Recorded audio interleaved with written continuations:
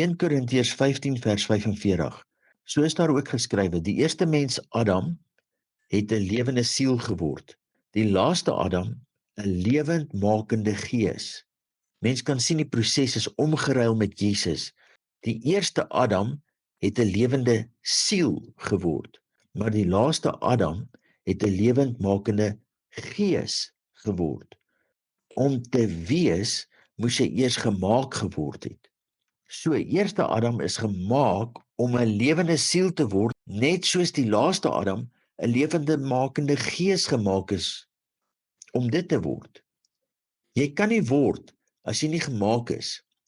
Wanneer ons gewederbaar word deur sy gees, begin ons met dieselfde proses om na sy beeld te wees.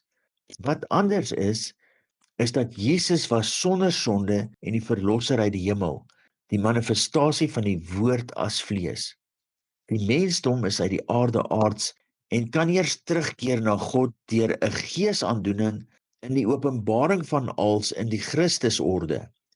Hierdie aandoening van die gees moet binne in jou gebeur, in jou siege, want die koninkryk van God kom in ons en nie ekstern van buite af nie.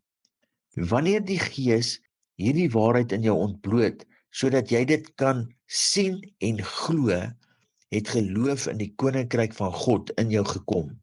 Onthou, die Heilige Gees is die woord na die gees wat as Jesus vleeswording fisies gemanifesteer het. Dieselfde gees ontwaak ons nou uit die sieleslaap van die dood, die siele dood deur 'n lewende geeswoord in ons te word. Die lewendmakende gees, woord wat Jesus is ook wat in die gelowige ontwaak. Niks is onmoontlik van hierdie kritiese draaipunt af vorentoe nie.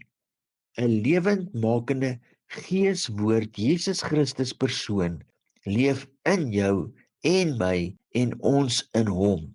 Hy is ons in die gees en ons is hy in die vlees.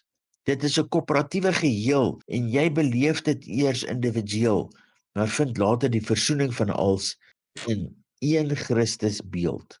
Halleluja!